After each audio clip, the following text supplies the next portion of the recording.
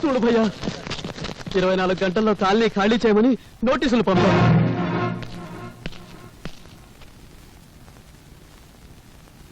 చట్టం వాళ్ళకు అనుకూలంగా ఉంది అంటే మీ నాన్న లక్ష్మీనగర్ ను ఖాళీకి అమ్మేశాడు. వాడు పచ్చి మాంసం తినేవాడు, ఇంతమందిని పొట్టను పెట్టుకున్నాడు, ఎన్ని బ్రతుకులు అన్యాయం చేశాడో అందరికీ తెలుసు. భరత్ భయ్యా, వాడికి భయపడి మనందరం దిక్కులని వాడడం కావాల్సిందే. మాట్లాడు భయ్యా, మాట్లాడు భయ్యా. మోసం. లక్ష్మీనగర్ డాక్యుమెంట్లు నా పేరును కాకుండా మీ పేరును రాయించుకుంటారా? ఇది అన్యాయం, నేను ఒప్పుకోను. తుపాకీకి తుప్పు పట్టిందేమోనని చూసుకుంటున్నారా మగడా? అయినా వెరైటీస్ గన్లు బావ పేరుతో ఉంటే ఒకటి, మన పేరుతో ఉంటే ఒకటినా? బావ మాత్రం పరాయోడా? మనలోనే సోషలిజం లేకపోతే ఇంక దేశానికి ఏం తెస్తామయ్యా? రేపు గనులు అవుతాం, వెరైటీస్ పడుద్ది, ఓట్లు వస్తాయి. కాళీగారు మనకి ఎలక్షన్ ఫండ్ ఇస్తారు కదా, ఓట్లని ఎమ్మెల్యేని కొంటాం, నేను సీఎంని. నేను ఎలాగో ఉప ముఖ్యమంత్రిని. ప్రమాణ స్వీకారం కాగానే ఆంధ్రప్రదేశ్ పదం నీ ముందరేసి గన్లు ఎక్కడున్నాయో గుర్తు పెడతాం, తవ్వుకో. నీ ఓపిక బావా.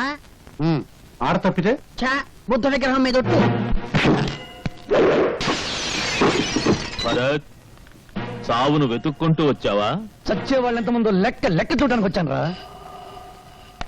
ఏంట్రా కలుస్తా? కలుసరా? ఒక్క బీడీ కలిస్తే నాకు తగ్గుస్తుంది. మనుషుల్ని బీడీల్లో కలిసే నువ్వు మాత్రం ఏ రోగం లేకుండా శివ పొందలే నిగనిగలాడుతున్నావు. కలుసరా? శభాష్. ఆహా, ఆ ధైర్యం చూస్తుంటే నాకు ఆంధ్రకేసరి మావయ్య గుర్తుకొస్తున్నాడు అయ్యా. నీలాంటి దేశభక్తులు చూసినప్పుడల్లా నాకు రోమాలు లెక్క పడుతుంటాయి అబ్బాయా. పగలో పార్టీ, రాత్రికో పార్టీ, చంకల్లో దూరేవాడివి, అటు ఇటు కానివాడివి, రాజకీయ బృహన్నలవి.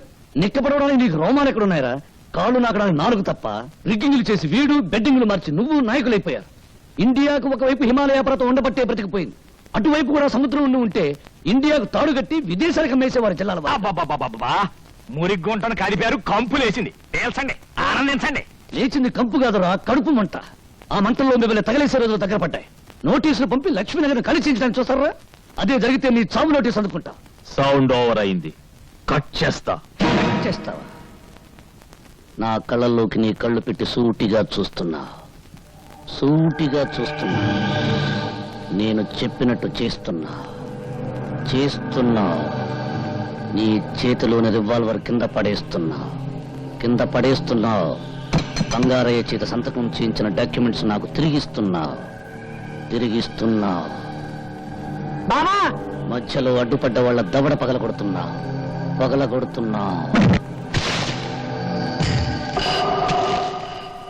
బావా, ఓ బావా, అయిపోయింది. వాడు చేతులు తిప్పి కాళ్ళు తిప్పి నిన్ను మాయలో పడేశాడు. ఆ డాక్యుమెంట్లు నువ్వే నీ చేతులతో వాడికి ఇచ్చావు. రోజులు దగ్గర పడ్డాయి. రేపు లక్ష్మీనగర్ లో కాళీమాత ఉత్సవాలు. వాణ్ణి కాళీమాతకు బలిస్తాను. ఏమిటి? కాళీని భరత్ చంపేశాడా అని నెమ్మదిగా అంటాడేవా నా మగడా? అయిపోయావా సంతోషం? ఫోన్లో 2 ముక్కలు మాట్లాడినైనా మాట్లాడలేదు, అంతిమ సందేశం ఇవ్వలేదు. అప్పుడే వాడు రావటం, నిన్ను పేల్చడం, నువ్వు అయిపోవటం అన్ని బాగాలే. సంతోషం. అవునయ్యా, ఏందా ఏడుపు? ఇంకా చావలా? చేతిలో గ్లాస్ కింద పడి చప్పుడైందంటే. చావలేదా? చూశావా? సేవ ఆవులించినా ఈగ తగ్గినా ఎంతగా భయపడుతున్నావో నా మగడా. అది నీ పొజిషన్. ఇక్కడ నేను సిగ్గిడిచి బాత్రూమ్ లో కూడా బాడీ గార్డును తీసుకుపోతుండా. చచ్చే రోజు వస్తే ఎవరు మాత్రం ఆపగలరయ్యా? ఆ ఖాళీగాన్ని చంపిన వాడు మనల్ని చంపడానికి గ్యారంటీ ఏమిటి? అందరం కలిసి ఏం చేయాలో ఆలోచించాలి. ఏంటి ఆలోచించేది? సూదిలో దారం, చచ్చిలోనేమో గూండా. వాడి చావును మనం ఉపయోగించుకోవాలి. ఇదిగో, రాజకీయాల్లో పైకి రావాలంటే శవాన్ని కూడా వాడుకోవాలి. చరిత్ర తిప్పు.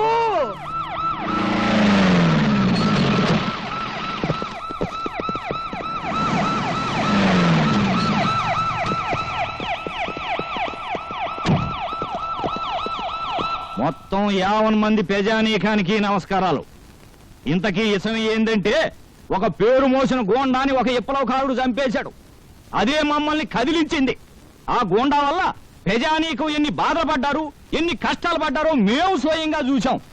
అందుకే గోండా వ్యతిరేక ఉద్యమం, దాని ద్వారా శాంతి స్థాపన జరపడానికి మేము నలుగురం నడువులు కట్టుకున్నామని ఈ టీవీలో గుండా మీకు చెప్పడానికే ఇక్కడికి వచ్చాం. చనిపోయిన గుండాతో కలిసి మీరు చాలా అరాచకాలు సృష్టించినట్టు పేపర్లో వచ్చింది. ఇదిగో, ఇట్లాంటి ప్రశ్నలు ఎత్తారనే మేము ఆడికి పడితే ఆడికి రాము. కోడిగుడ్డు మీద ఈకలు దిగుతారు బాబా వీళ్ళు. ఇదిగో, నిజం చెప్పాలంటే ఆ పేపర్లో వచ్చినంత పచ్చి అబద్ధం. ప్రజానాయకమైన మమ్మల్ని అడ్డం పెట్టుకుని ఆ రౌడీ గారు బతికాడేమో గానీ ఆ రౌడీ గారికి మాకు ఎట్లాంటి సంబంధాలు లేవు. భూదేవి మీద ఒట్టు. నువ్వు చెప్పే సంతోషం బావ మన ప్రజలకి.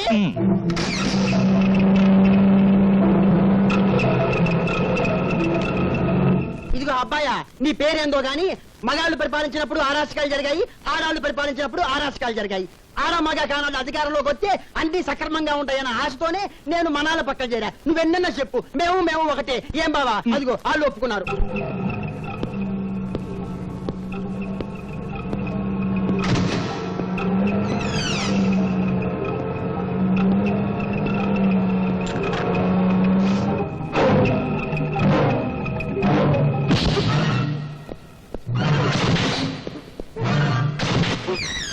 రౌడీ చనిపోయిన దగ్గర నుంచి మీ వెంట పోలీసులను పెట్టుకు తిరుగుతున్నారు. ఆ విప్లవకారు మిమ్మల్ని కూడా చంపుతాడని భయమా? మాకిందయ్య భయం, బలేవడులు పో. పోలీసులు ఉండేది మమ్మల్ని కాపాడటానికి కాదు, దేశంలో శాంతి భద్రతల్ని కాపాడటానికి. ఏది మీ పక్కనుండా? ఇదిగో తారు డబ్బాలో నల్ల పూసలు వెతకడం అంటే ఇదే అబ్బాయా. ఇదిగో సంతోషం బావా, నేను ఇందాకే చెప్పాగా కోడిగుడ్డు ఈకలు. నువ్వులే పద బావా, ప్రజాసేవకు ఏలైంది. మైకు చేతిలో ఉండగానే సరే. అవును బావా కదా. ఇష్టం వచ్చినట్టు అడిగితే మైక్ చేతిలో పెట్టు.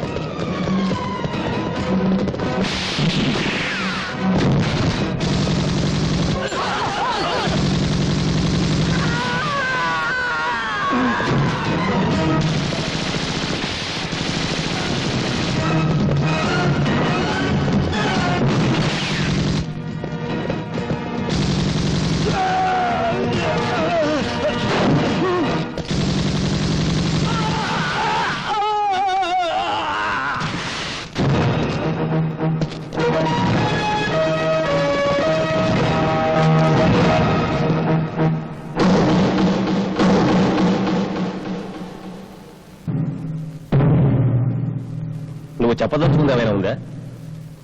నేను చెప్పదలుచుకుంది చేసి చూపించాను. రంగరంగ వైభవంగా సర్వాంగ సుందరంగా సింగారించాల్సిన నా తల్లి భరతమాత అంగంగాన్ని అంగట్లో అమ్ముతున్న నరరూప రాక్షసుల్ని చంపాను. ఉరి తీస్తారా? త్వరగా చచ్చిపోయి ఏ తల్లి కడుపులోనూ పుట్టి త్వరగా పెరిగిపోయి మళ్ళీ అటువంటి దుర్మార్గులు ఎవరైనా ఉంటే వాళ్ళను చంపేస్తాను. నాకు ఏ శిక్ష అయినా ఒకటే. అందిన వార్త: అధికార పార్టీ మంత్రి శ్రీ సంతోషాన్ని, ప్రతిపక్ష పార్టీకి చెందిన శ్రీ ఆవులయ్యను, ప్రముఖ పారిశ్రామికవేత్త శ్రీ శ్రీపతిని, గూండా కాళీని చంపిన నేరానికి భరత్ కు ఉరిశిక్ష విధిస్తూ కోర్టులో ఈ రోజు తీర్పు చెప్పారు.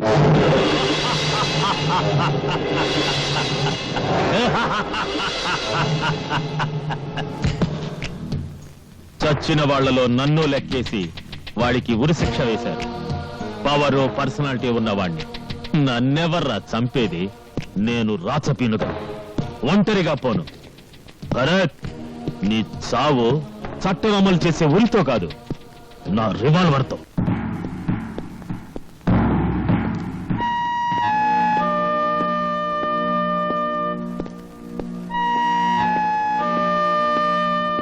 భరత్, నిన్ను ఉరిదీసే తేదీ డిసైడ్ చేశారు. ఉరితాళ్లంత స్పీడ్గా టేబుల్స్ మీద ఫైల్స్ కదిలితే ఎంత బాగుండేది నా దేశం. భరత్, నీ చివరి కోరుకుంటే చెప్పు. నిజంగా తీరుస్తారా?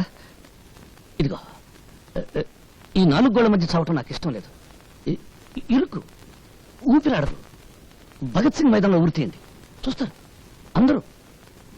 కనీసం చావులోనైనా నాకు స్వాతంత్రం ఇవ్వండి. జైల్లో ఫోన్ ఉందా? ప్రెసిడెంట్ గారిని రిక్వెస్ట్ చేస్తాను.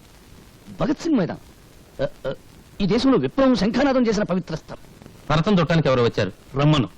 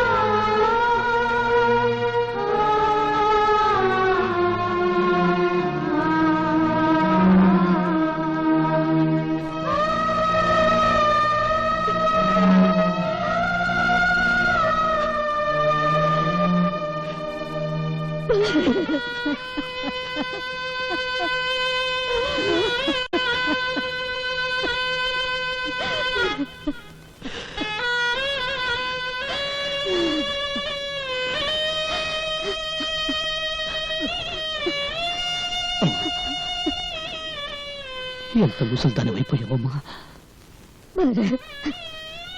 ఇన్నేళ్ళు నువ్వెక్కడున్నావో ఎలా ఉన్నావో తెలియక తల్లడిల్లిపోయాను. నీ ఆచూకి తెలుసుకునేసరికి అన్నీ తెంచుకుని వెళ్ళిపోతున్నావేరా. ఎందుకమ్మా ఏడుస్తున్నావు? ఈ దేశంలో పుట్టినందుకు ఏదో ఒకనాడు ఆకలి మంటలతోనూ, కులాల కొట్లాటల్లోనూ, మతాల కుమ్ములాటల్లోనూ, ఎన్నికల బాంబుదాడుల్లోనూ కుక్క చావు చావాల్సిందే. నేను అలా చావడం లేదమ్మా. చావు బ్రతుకుల మధ్య కొట్టుకులాడుతున్నా ఈ దేశానికి ప్రాణం పోయటానికి నా ప్రాణం ధరబోస్తున్నానమ్మా. సరిగ్గా 30 సంవత్సరాల క్రితం ఇదే గదిలో బాంబు కేసులో అరెస్ట్ అయిన మీ నాన్నగారిని కలుసుకోవడానికి వచ్చాను. అప్పుడు నువ్వు నా కడుపులో ఉన్నావురా. అరే, నిజంగానా? నేను ఇక్కడికి 2 సార్లు వచ్చానా? అయితే నాకు ఇది కలిసి వచ్చిన చేయలేనమాట. సావుని ఎంత ధైర్యంగా ఎదుర్కొంటున్నావురా.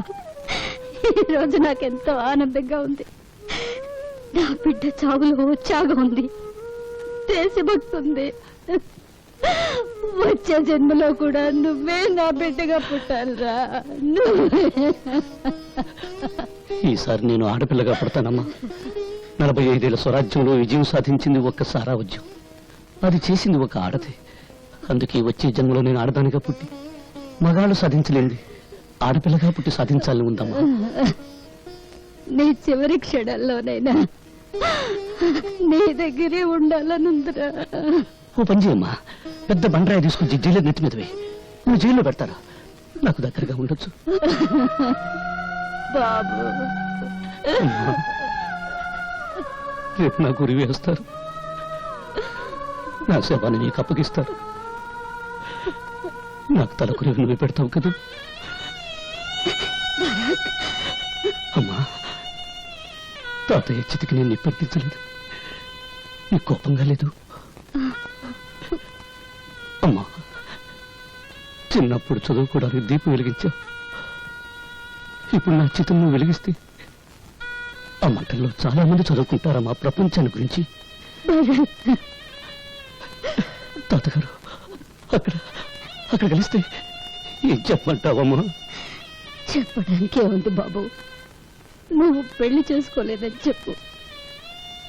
మన వంశం నీతోనే అంతరించిపోతుందని చెప్పు.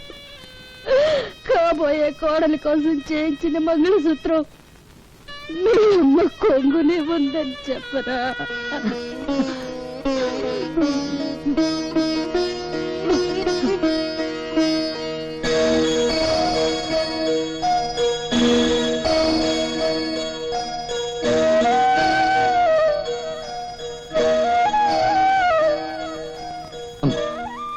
ఈ అమ్మాయి పేరు స్వాతి, పేపర్ పులి. జీవితంలో ఏ సుఖానికి సౌభాగ్యానికి నోచుకుని దాన్ని ఏమని ఆశీర్వదించనమ్మా.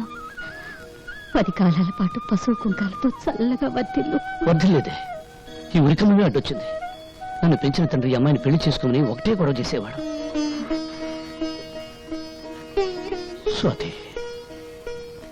మా అమ్మ తనకు కాబోయే కోడల కోసం ఈ తాళిబొట్టు చేయించి పెట్టుకుంది.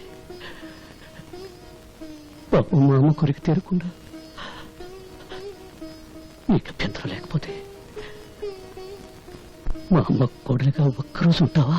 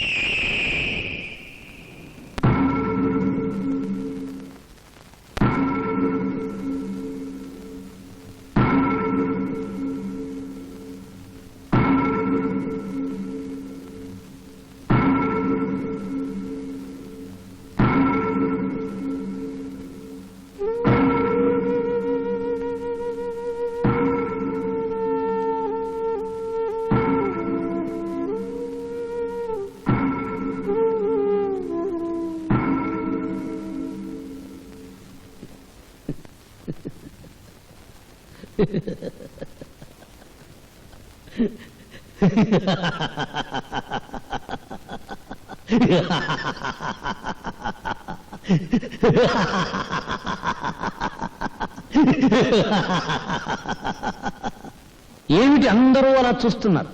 వీళ్ళు ఎలా ఉరి తీస్తారో చూద్దామని సరదాగా తమాషాగా వచ్చారా? చూడండి, బాగా చూడండి. ఇప్పుడు నాకు ముసుగేస్తారు, తాడు తగిలిస్తారు.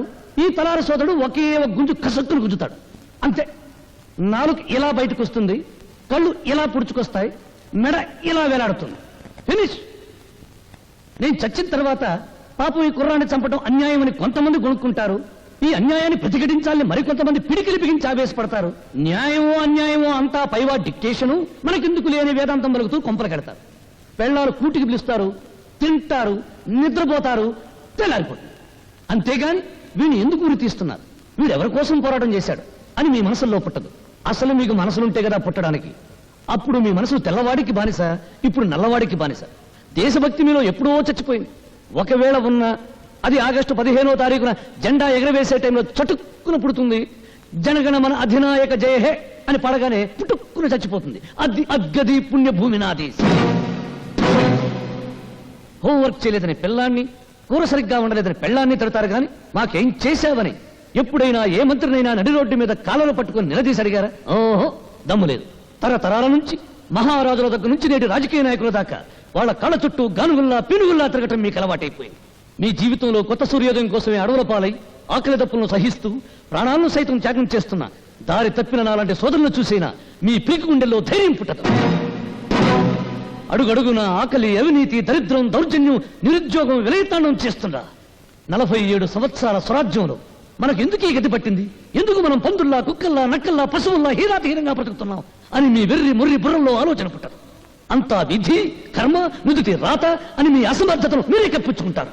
నూతిలోని కప్పల్లా, ముద్దురాతి చిప్పల్లా గిరిగీసుకుని బ్రతుకుతున్నారు. చందమామ రావే, జాబిల్లి రావే అని రాని చందమామ చూపించి చిన్నప్పుడు మీ అమ్మ మిమ్మల్ని మోసం చేసింది. ప్రణాళికలు రావే, ప్రాజెక్టులు రావే, తెల్ల పంచదార కార్డుకు బంగారం రావే అని నాయకులు మిమ్మల్ని మోసం చేస్తూ పాడే పాటలు వింటారు, ముద్ద రేస్తారు. 5 సంవత్సరాలు బొటరు వేలు నోట్లో పెట్టుకుని చిక్కుంటారు. ఆ తర్వాత వాళ్ళు చేసే మోసాలు, దోపిడీలు మీరు కనిపెట్టకుండా ఉండడం కోసం మీకు చిన్న పని పెడతారు.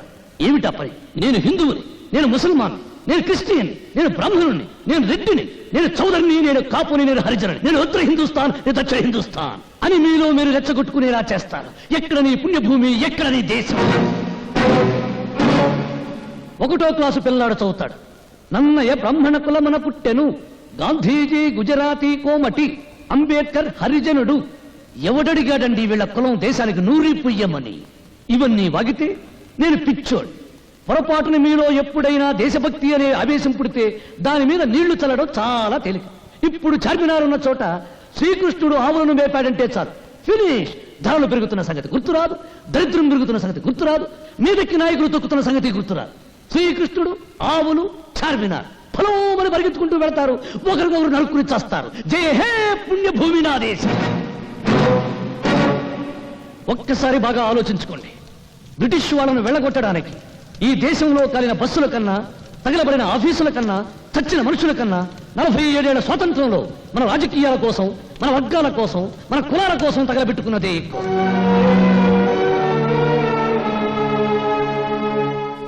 ఏమిటి అందరూ మౌనంగా నిలబడ్డారు? మీ మౌనమే మీ బ్రతుకులకు సమాధి, మీ మౌనమే మీ బిడ్డల జీవితాలకు సమాధి, మీ మౌనమే జాతి చైతన్యానికి సజీవ సమాధి. ఎవరికి లేని తొల జల వేడికెందుకు నవ్వుకుంటున్నారా? అయితే నవ్వండి, బాగా నవ్వండి, నవ్వండి. చీవల్లా దోవల్లా బతుకుతూ నలిగి నలిగి నలిగి చావండి. నాకు ఈ జీవితం వద్దు. బ్రదర్ లాగించు, నీకు భోజనం టైం అయింది, నాకు చచ్చే టైం అయింది. పాపం వీళ్ళందరూ టీవీలో తెలుగు సినిమా చూసే టైం అయింది. లాగించు బ్రదర్, లాగించు. ఆపండి. చంపబడ్డవాడు దేశద్రోహులని స్వాతి సాక్ష్యాలతో నిరూపించింది. రాష్ట్రపతి అతని ఉరిశిక్షను రద్దు చేశారు.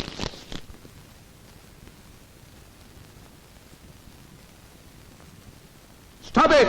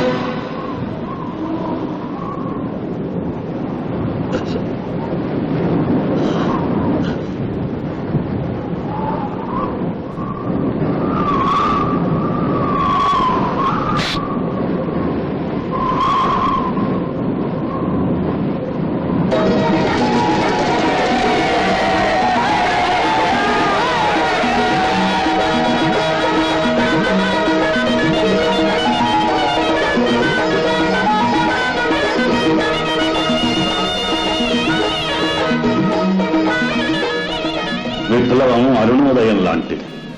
అది అస్తమించదు.